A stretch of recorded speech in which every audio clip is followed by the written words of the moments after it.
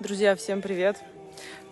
Вчера, когда мы участвовали с Юлей в нашем сумасшедшем триатлоне, обнаружили просто невероятную катастрофу на берегу нашего Белоярского водохранилища.